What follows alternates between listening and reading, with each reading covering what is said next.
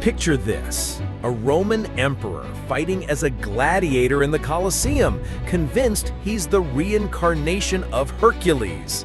Another emperor tries to make his horse a government official. And one poor guy gets assassinated while literally taking a bathroom break during a war campaign. Welcome to the wildest political story ever told, the complete saga of all 80 Roman emperors who ruled for over 500 years.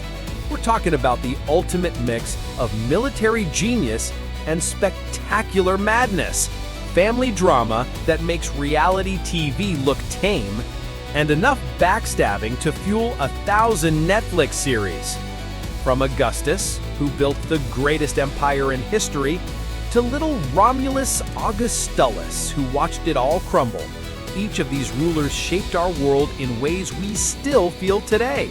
So hit subscribe if you're ready for the craziest history lesson you've ever heard. And let's dive into 5 centuries of absolute power, absolute corruption, and absolutely unforgettable characters. This is the episode 6 of our long but definitely binge-worthy series on all 80 Roman emperors, where we explore the lives of emperors 51st to 60th. If you haven't watched the previous episodes on the first 50 Roman emperors, make sure you check it out in the pinned comment.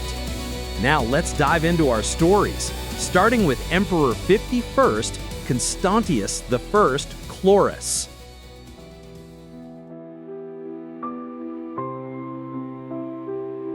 From Caesar to Augustus, meet Emperor number 51, Constantius I Chlorus. This Illyrian soldier ruled as Caesar from 293 to 305 CE, and Augustus from 305 to 306 CE, completing the reconquest of Britain, while fathering the son who would transform the empire more dramatically than anyone since Augustus himself.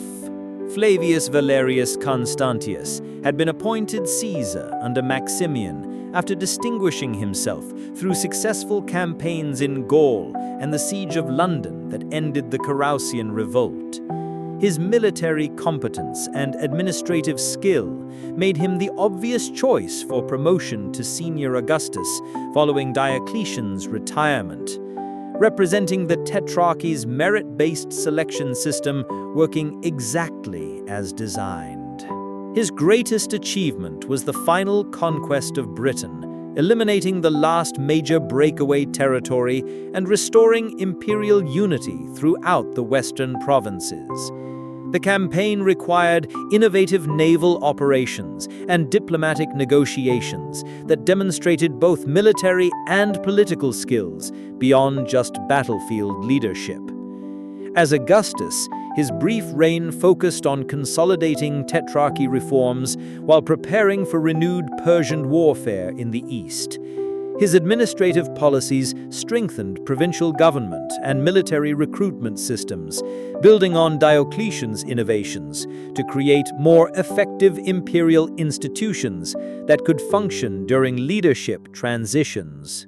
His death at York in 306 CE, while preparing campaigns against Scottish tribes, led directly to his son Constantine's proclamation by British legions, beginning the dynastic conflicts that would ultimately destroy the Tetrarchy system. This succession represented a return to hereditary rather than adoptive imperial selection, undermining the institutional principles Diocletian had established. Constantius Chlorus had demonstrated that the Tetrarchy could produce competent rulers through systematic selection and training, though his death revealed how quickly military loyalties could revert to dynastic preferences when given the opportunity. His son would use that opportunity to reshape the entire ancient world.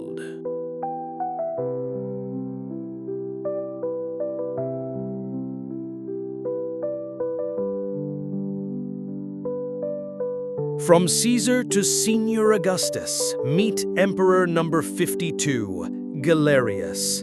This former shepherd from Thrace ruled the Eastern Empire from 305 to 311 CE, implementing Diocletian's policies with particular enthusiasm for Christian persecution, before ultimately ending it through one of history's most dramatic deathbed conversions. Gaius Galerius Valerius Maximianus represented the continued elevation of provincial talent through imperial service, a peasant who'd risen through military ranks to become Diocletian Caesar in the East.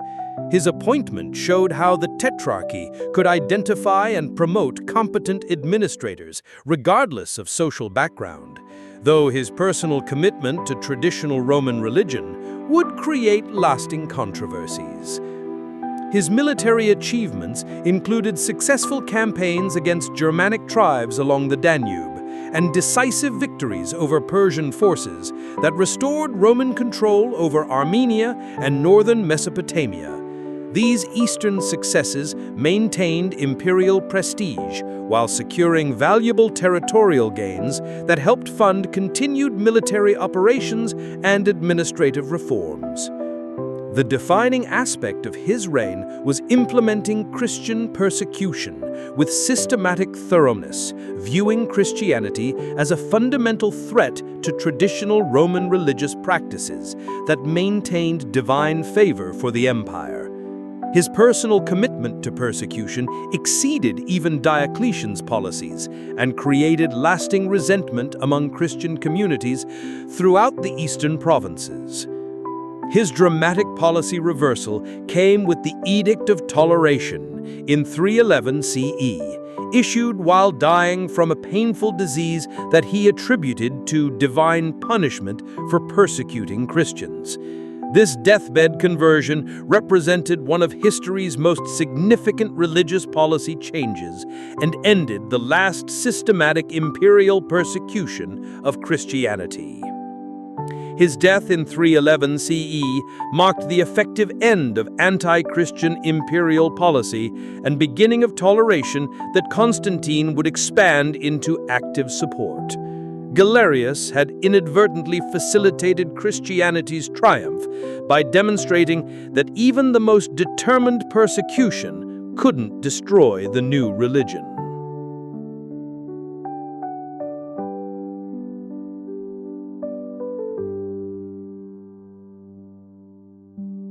From Caesar to Civil War victim, meet Emperor number 53, Severus II. This loyal administrator ruled from 306 to 307 CE, attempting to maintain tetrarchy principles while facing dynastic rebellion that would ultimately destroy Diocletian's constitutional system and restore hereditary succession through military force. Flavius Valerius Severus had been promoted from Caesar to Augustus following Constantius I Chlorus's death, representing the Tetrarchy's institutional succession mechanisms working as Diocletian had intended. His elevation demonstrated that merit-based selection could still function despite growing pressure for hereditary succession from military units that preferred familial dynastic claims to constitutional procedures. His fatal challenge was Maxentius's rebellion in Rome, where the old emperor Maximian's son had been proclaimed emperor by Praetorian guards and Roman citizens who resented being governed from distant provincial capitals. This revolt represented traditional Roman resistance to the administrative decentralization that had been essential for managing the empire's third-century crisis. His military campaign against Rome failed catastrophically when his own troops defected to Maxentius, apparently preferring service under a familiar dynasty rather than loyalty to abstract constitutional principles. These defections proved that soldier allegiance remained fundamentally personal rather than institutional, despite Diocletian's systematic reforms. His death in 307 CE came through execution after surrendering to Maxentius at Ravenna, ending another attempt to maintain tetrarchy legitimacy against dynastic rebellion. His defeat demonstrated that institutional innovations couldn't completely overcome traditional Roman preferences for familiar leadership during periods of political uncertainty. Severus II had represented the last serious attempt to maintain Diocletian's original constitutional system. Though his failure marked the beginning of dynastic civil wars that would restore hereditary succession through military victory rather than systematic appointment.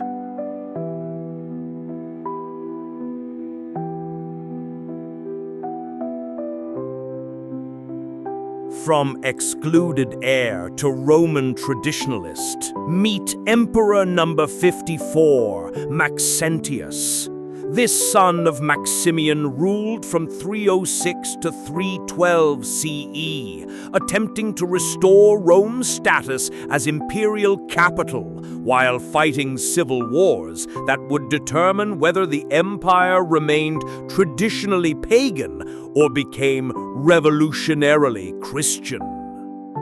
Marcus Aurelius Valerius Maxentius had been excluded from tetrarchy succession despite his imperial pedigree, leading to his proclamation by Roman citizens and Praetorian guards who preferred familiar hereditary legitimacy to distant constitutional appointees. His rebellion represented traditional Roman resistance to the administrative decentralization that had reduced their city's political importance. His remarkable achievements included massive building programs that restored Rome's status as a magnificent capital, successful defense of Italy against multiple invasion attempts by legitimate tetrarchy rulers, and policies that appealed to Roman nostalgia for traditional imperial government centered in the ancient capital rather than frontier military camps. The defining conflict was his war with Constantine, who invaded Italy in 312 CE, claiming divine Christian support against pagan usurpation. Their struggle represented more than just another civil war. It was fundamentally a battle between traditional Roman religious practices and revolutionary Christian innovation that would determine the empire's future character. His death at the Battle of the Milvian Bridge in 312 CE, where he allegedly drowned while fleeing Constantine's forces, ended the last serious attempt to restore pagan imperial government based in Rome. His defeat marked Christianity's political triumph as much as Constantine's military victory, fundamentally transforming imperial identity. Maxentius had represented traditional Roman values and religious practices, fighting against the empire's transformation into a Christian monarchy, though his defeat ensured that innovation rather than tradition would define the empire's future development.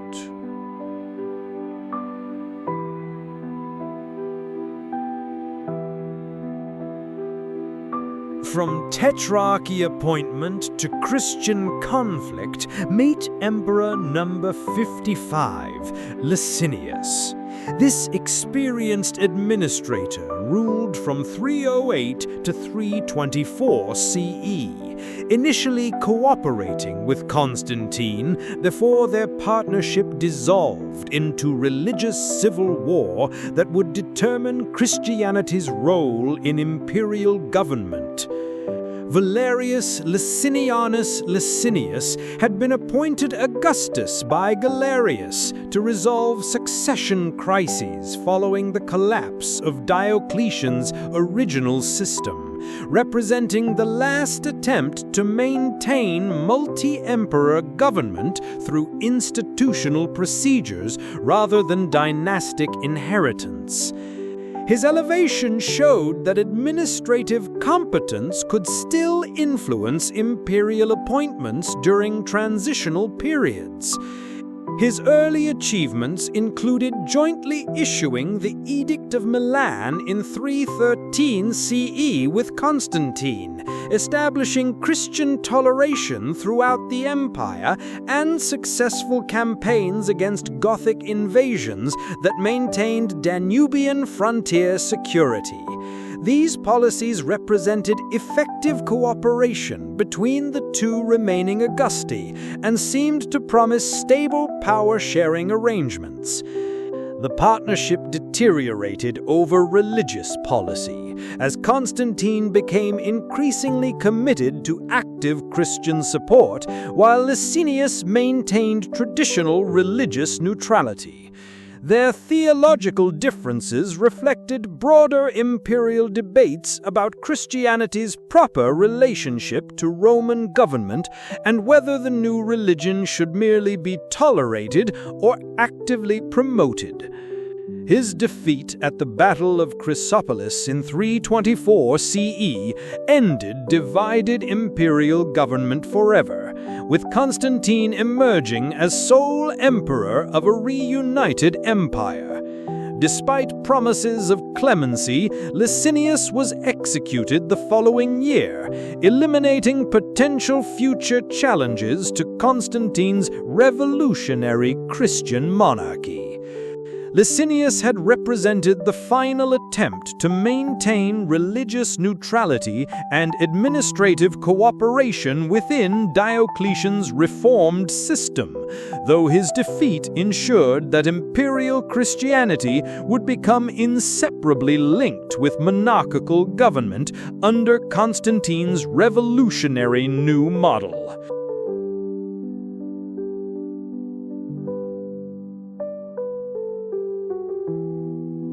From British usurper to Christian revolutionary, meet Emperor number 56, Constantine I.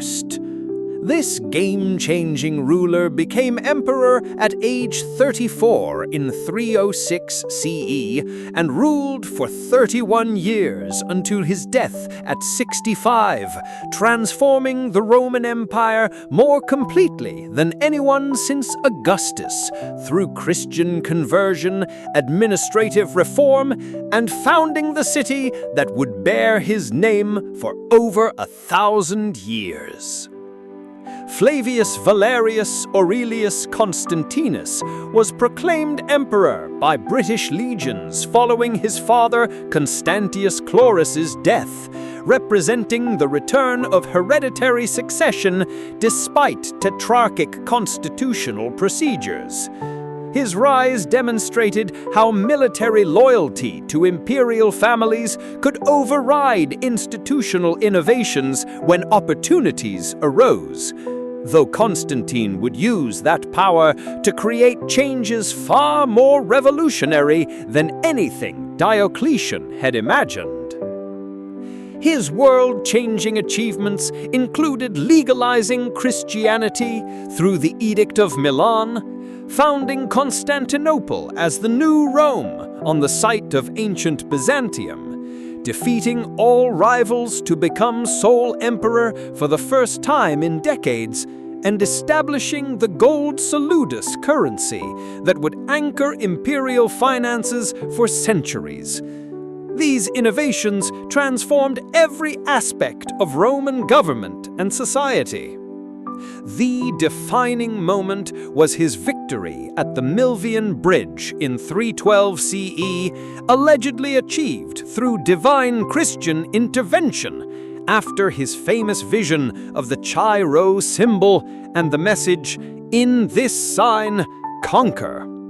Whether genuine religious experience or brilliant political calculation, his conversion fundamentally altered the trajectory of both Christianity and the Roman Empire. His death in 337 CE, near his new capital, marked the end of the most transformative reign since Augustus, leaving an empire that was Christian, administratively centralized, and economically stable despite ongoing external pressures. His deathbed baptism confirmed the religious revolution he'd initiated 3 decades earlier. Constantine had proven that individual emperors could still reshape entire civilizations through personal vision combined with political skill, creating institutional changes that would endure for centuries and establish Christianity as the dominant force in European culture.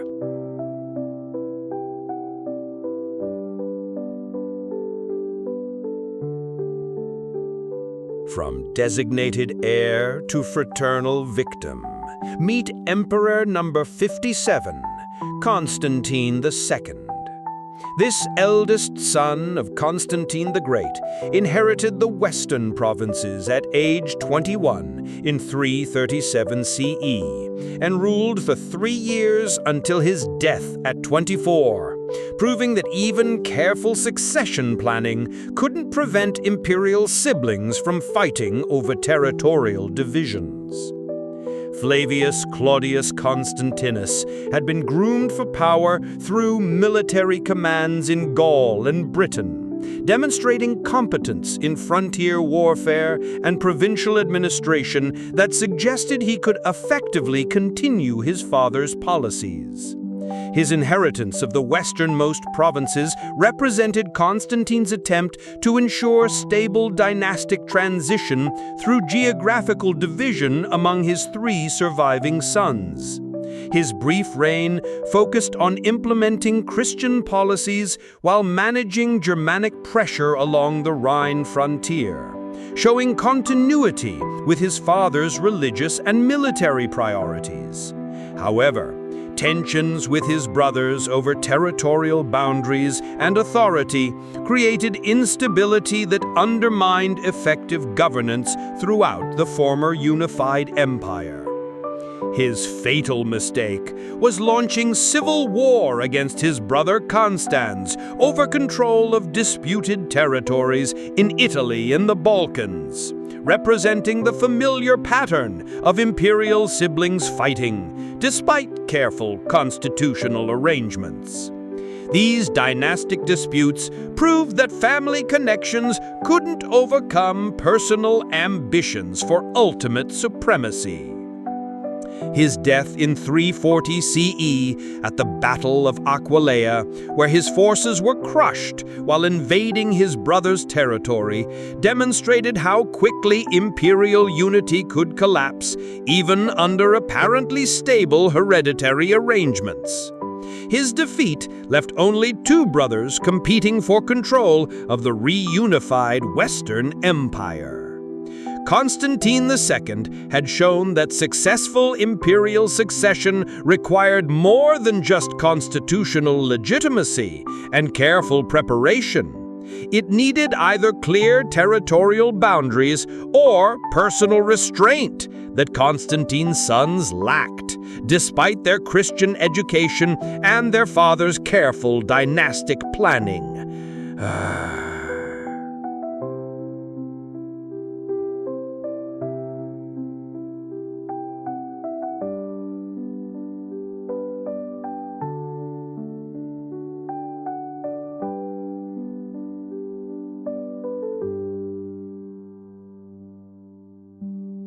From youngest heir to Western survivor, meet Emperor number 58, Constans.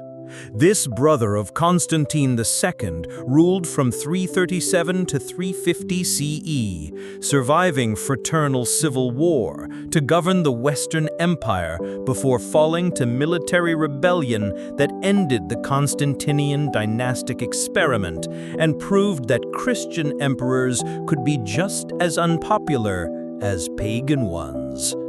Initially granted control of Italy, Africa, and Illyricum, while his older brothers governed other regions, Constans had proven his military competence by defeating Constantine II and absorbing his territories.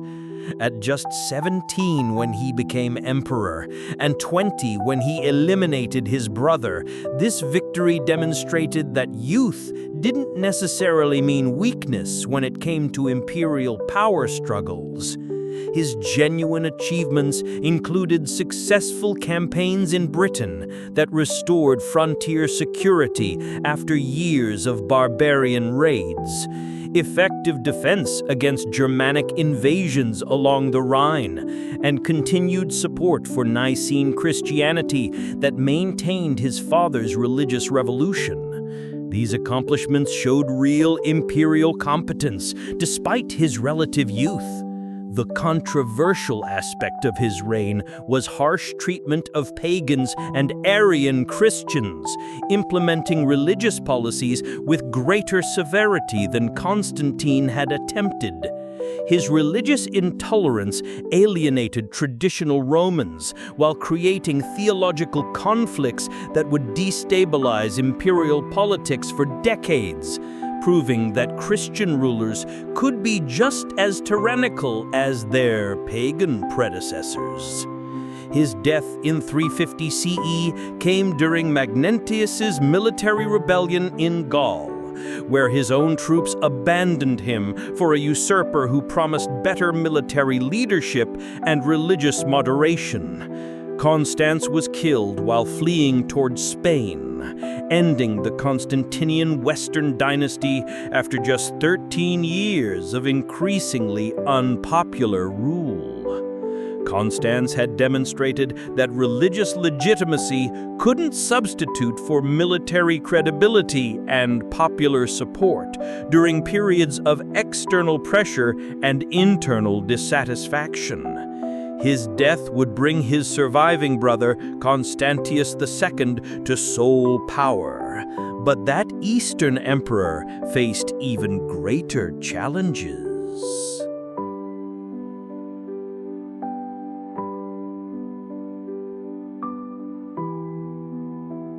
From Eastern survivor to theological emperor, meet Emperor number 59, Constantius II. This middle son of Constantine the Great ruled from 337 to 361 CE, outlasting both his brothers to become sole emperor while facing the greatest external military threats since the 3rd century crisis and spending enormous energy on Christian theological controversies. Flavius Julius Constantius had inherited the eastern provinces and immediately faced renewed Persian warfare under aggressive Sassanid King Shapur II, demonstrating that imperial succession brought no relief from the strategic challenges that required constant attention. His survival through decades of simultaneous internal and external conflicts showed remarkable political and military skill under impossible circumstances. His extraordinary military achievements included successful defense against Persian invasions that threatened Roman control of Armenia and Mesopotamia, innovative fortification systems that strengthened eastern frontiers, and eventual defeat of Western usurpers that restored imperial unity under dynastic control after years of civil war and territorial division.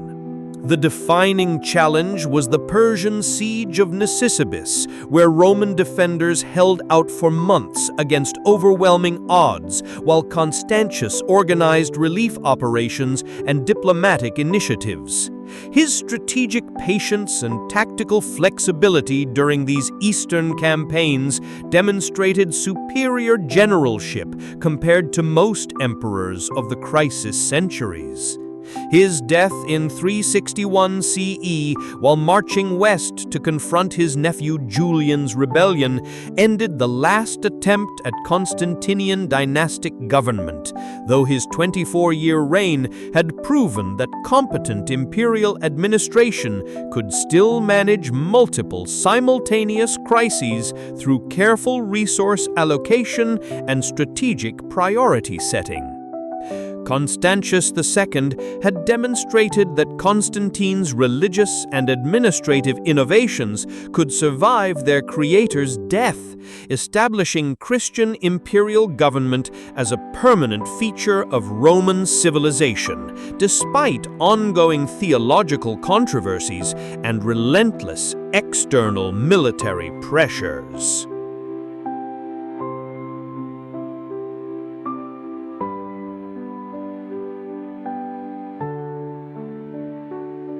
From scholarly nephew to pagan restorer, meet Emperor number 60, Julian. This intellectual rebel became emperor at age 29 CE and ruled for less than 2 years until his death at 31, attempting to reverse his uncle Constantine's Christian revolution through philosophical paganism and military campaigns that ended in Persian disaster. Flavius Claudius Julianus was one of the few surviving members of Constantine's family after Constantius II's purges, appointed Caesar in Gaul, where his unexpected military success against Germanic invasions earned soldier loyalty despite his reputation as a bookish intellectual. His philosophical education made him unique among emperors, a genuine scholar who could also lead armies and win battles. His revolutionary policy was systematically dismantling Christian privileges while restoring traditional Roman religious practices, earning him the posthumous nickname Julian the Apostate from church historians who couldn't forgive his betrayal of family religious traditions. His reforms represented the last serious imperial attempt to reverse Christianity's triumph through government action. The defining campaign was his invasion of Persia in 363 CE, where initial tactical successes led to strategic overextension and eventual disaster when Persian forces cut Roman supply lines deep in enemy territory. His personal leadership during the desperate retreat demonstrated physical courage but questionable strategic judgment that put entire armies at risk. His death from a spear wound during a Persian skirmish ended both his pagan restoration and his military campaign, leaving Roman forces stranded in hostile territory without supplies or clear leadership. His last words were allegedly, "You have conquered, Galilean," referring to Christ, though this was probably Christian propaganda, designed to show divine justice. Julian had proven that individual emperors could still attempt revolutionary religious changes, even against established institutional Christianity, though his failure demonstrated that some transformations were too complete to reverse through imperial decree alone.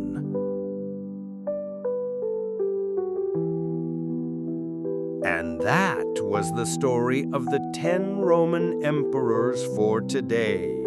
If you've enjoyed what you've seen so far, make sure you hit the like and subscribe button, and stay tuned for the next episode of 10 Roman Emperors on our channel, Drowsy Rome.